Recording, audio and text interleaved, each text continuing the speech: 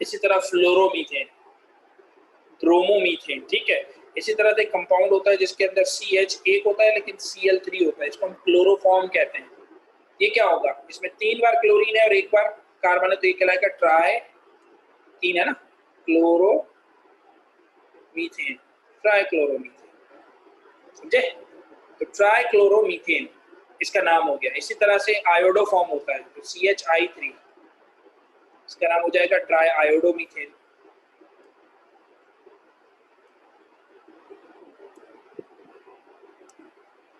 Done हो गया। तो ये लॉजिक्स हैं सारी, इन लॉजिक्स को वो लेवल्स में नहीं समझ आती थी, अब आपको इंशाल्लाह समझ आ जाएगी कि क्यों इस तरह नाम इस तरह से दिया जाता था।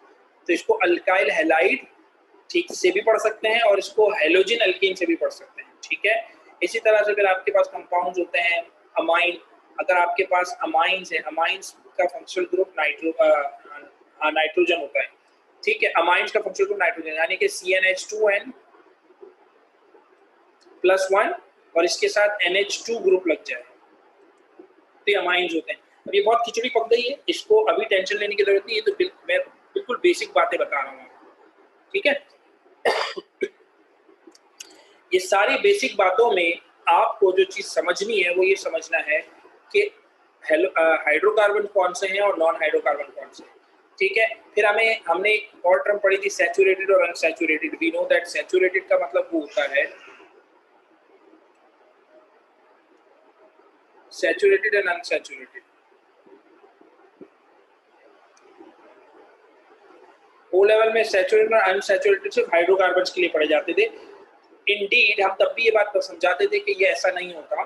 सैचुरेटेड और अनसैचुरेटेड का मतलब होता है कोई भी कंपाउंड हो, जैसा भी कंपाउंड हो, अल्कोहल हो, कार्बोक्सिलिक एसिड हो, कुछ भी हो, लेकिन अगर उसके कार्बन से कार्बन के दरमियान सिंगल बॉन्ड आ जाए तो वो सैचुरेटेड होता है, और अगर कार्बन और कार्बन के दरमियान एक भी डबल बॉन्ड आ जाए तो अनसैचुरेटेड होता है। This is unsaturated and this is saturated. ये सैचुरेटेड हो गया, ये अनसैचुरेटेड, ये नहीं, ये अनसैचुरेटेड हो गया।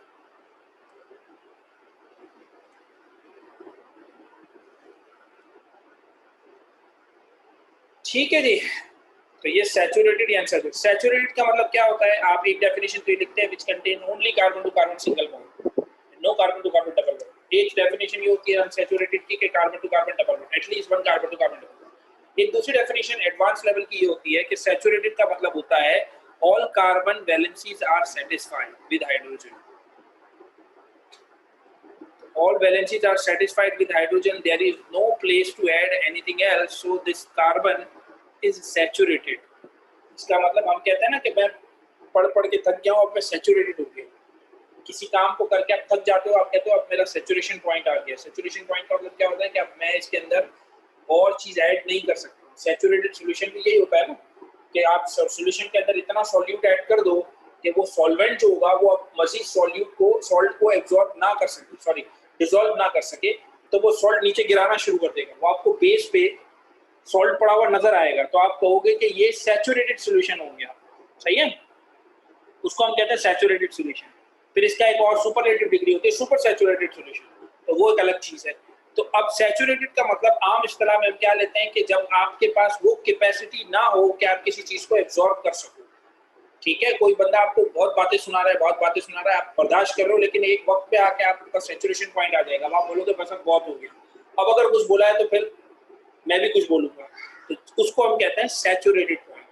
उसी को रिलेट कर दो, उसी पूरी चीज को इस पर रिफ्लेक्ट कर दो, तो आपको पता चलेगा सैचुरेटेड का मतलब होता है ऐसे कंपाउंड्स जिसके अंदर हाइड्रोजन को एक्सेप्ट करने की सलाहियत बाकी ना रहे, उसको हम सैचुरेटेड कहते हैं। यानी कि सारी valencies of carbon is satisfied with already hydrogen, ठीक है, एंड दिस कार्बन। तो अब आपने कहा ये सैचुरेटेड है। अनसैचुरेटेड का मतलब ये होता है कि जिसके अंदर अभी कैपेसिटी हो हाइड्रोजन को एक्सेप्ट करने की। अब देखिए ये ना डबल बॉन्ड है, तो डबल बॉन्ड टूट के सिंगल बॉन्ड में कन्वर्ट हो सकता है। तो जब इसको हाइड्रोजन मिलेगा या कोई इससे सिमिलर एटम्स मिलेंगे ए और बी की शक्ल में, हाइड्रोजन ना हो कुछ और भी हो सकता है, तो जब इसको कोई सिमिलर एटम्स मिलेंगे तो ये उन सिमिलर एटम्स को एक्सेप्ट कर सके, उसको हम कहते हैं सैचुरेटेड। इसको हम कहते हैं कि ये अनसैचुरेटेड है, अभी इसका सैचुरेशन पॉइंट नहीं आया। तो अगर ये ए और बी टूट कर ए इसको मिल जाए और बी इसको मिल जाए तो फिर क्या होगा, तो फिर ये होगा 1 2 ये आ गया, 1 2 ये भी आ गया। तो आपने कहा now this molecule is saturated, सही है। तो सैचुरेशन और अनसैचुरेशन का मतलब आपने अच्छे से समझना है कि ये होता है। इसके बाद हम पढ़ते थे, अच्छा इसको टेस्ट करने का तरीका क्या था वो भी याद कर लीजिएगा। इसको हम कहते थे ब्रोमिनेशन टेस्ट, ब्रोमिनेशन टेस्ट कि ब्रोमीन इसके साथ चला जाता है और इसके साथ डीकलराइज होता है, इसके साथ डीकलराइज नहीं होता। ये पुरानी बातें सब रिकॉल कर लीजिएगा। इसके बाद हमने कहा था रिप्रेजेंटेशन ऑफ ऑर्गेनिक मॉलिक्यूल ये भी एक इंपॉर्टेंट चीज है।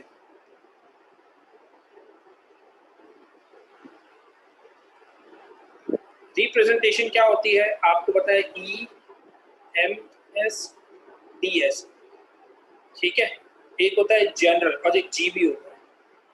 General formula empirical, molecular, structural, displayed and skeletal, ये सब बातें पुरानी उसमें मैं बता चुका हूँ। मान लीजिए कि अगर आपके पास हो C4H10, इसका नाम है ब्यूटेन, तो अगर ब्यूटेन है और मैं इसका जनरल फॉर्मूला निकालूंगा तो जनरल फॉर्मूला CnH2n+2 होगा। ये बात कंफर्म होगी, सही है। जनरल फॉर्मूला ये हो गया। जनरल फॉर्मूला के बाद आता है एम्पिरिकल फॉर्मूला। अब इसका एम्पिरिकल फॉर्मूला क्या होता है? एम्पिरिकल होता है सिंपलेस्ट रेशियो अमंग एलिमेंट्स। तो अगर C4H10 है तो इसका सिंपलेस्ट रेशियो क्या होगा? 2 2 2 4 2 5 10। तो इसका जो सिंपलेस्ट रेशियो बना वो बन गया C2H5। This is the empirical formula of butane. Molecular formula क्या होता है? Which shows the exact number of atoms, exact number of atoms. तो वो तो यही है C4H10, क्योंकि C4H10 में 4 कार्बन है और 10 हाइड्रोजन है। सबको जमा करके आपने लिख दिया तो C4H10 is the exact number of atoms. इसके बाद होता है स्ट्रक्चर। स्ट्रक्चर कहते हैं स्ट्रक्चरल फॉर्मूला, या स्ट्रक्चर किसको कहते हैं? स्ट्रक्चर फॉर्मूला कहते हैं कि आपके पास अरेंजमेंट ऑफ एटम्स, ठीक है, इन द मॉलिक्यूल। तो अरेंजमेंट कैसे है? तो आपके पास 3 कार्बन है, 4 कार्बन है तो CH3 एक होगा, फिर CH2, फिर CH2, फिर CH3। या तो आप उसको यूं लिखो, दिस इज अरेंजमेंट। आपने हाइड्रोजन खोले नहीं है, अगर हाइड्रोजन खोल दोगे तो डिस्प्लेड हो जाएगा, ठीक है। एक तरीका ये है कि आप इसको बंद करके लिखो। बंद करके कैसे लिखा जाएगा? तो ये यूं लिखा जाएगा CH3 CH2, बीच में ना 2 बार है तो आपने इसको कर दिया 2 टाइम, इधर कर दिया CH3। अब इसका मतलब भी ब्यूटेन। मान लो कि अगर आपको फॉर्मूला लिखना है C8 और H18 तो अब क्या होगा? तो आप C8 पूरा लिखो, इससे बेहतर है आप सिर्फ यूं लिख लो CH3 CH2, ये जो ब्रैकेट है ना इसके अंदर लिख दो 6 6 7 और CH, ये 8 बन गया, ठीक है, समझ आ गया। अब अगर इसी मॉलिक्यूल को मैं किसी और एंगल से लिखूं, फॉर एग्जांपल मान लो कि मैं इसको ब्रांच करके लिखूं। हमें ये भी बात भी पता है, हमने वो लेवल में पढ़ी थी कि मॉलिक्यूल सीधा लीनियर भी लिखा जा सकता है, जैसे लीनियर है उसको ब्रांच भी कर सकते हैं। यानी कि अगर मैं इसको यूं कर दूं CH3 CH, ये CH3 इधर आ जाए और ये CH3 इधर आ जाए, तो बताओ 1 2 3 और 4 हो गया। तो इस 4 में अभी भी 4 कार्बन है और 10 हाइड्रोजन है, सही है, लेकिन मैंने लिखा इस तरह। अब ये तो एक तरीका